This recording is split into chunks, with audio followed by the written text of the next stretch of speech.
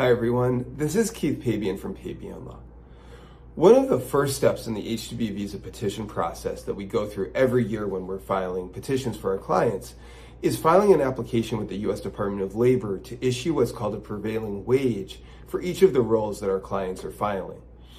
What the prevailing wage is what the definition of it is it's the average wage paid to people performing that role in the client's geographic area.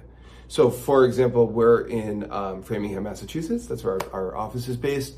If we're filing for lawyers, the government would say that we have to, the prevailing wage would show that the average wage paid to lawyers in Framingham, and that's what we would have to pay.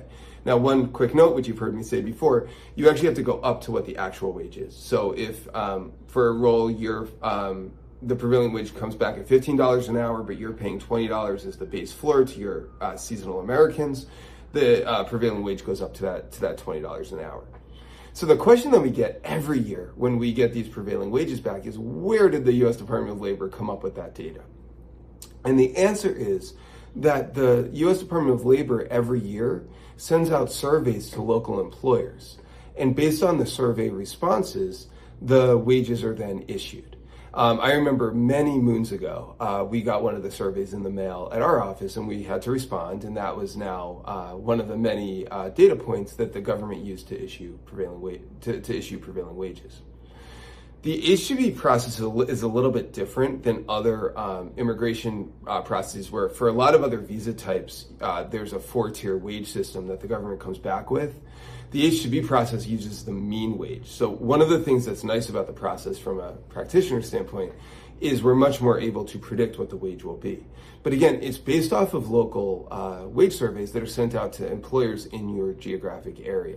So there are two things to note from this. Number one is the wages are always a year behind, right? Because they're sending out these surveys, and based on those surveys, they're issuing the wages. So there's always a lag time. As a result of that, we oftentimes see the wages be a little bit lower than what our clients are paying, or sometimes a lot lower, because they're based off of wages in the past rather than what's happening today. The other thing is, every so often, not too often, but every so often, we see wages come back that are kind of weird, or the rates are kind of weird. And the reason why in that is that the survey respondents could use a little bit different of wages from what your organization is doing.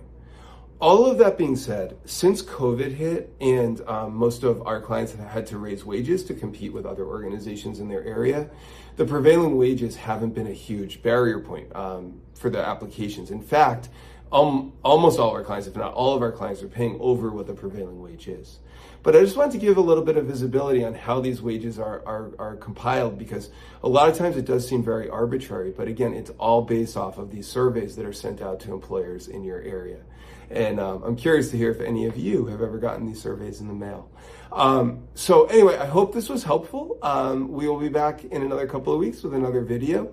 As always, if you have any questions about H-2Bs or other immigration matters or visa types, you can always reach out to us at pabianlaw.com. Thanks so much, everyone, and have a wonderful day.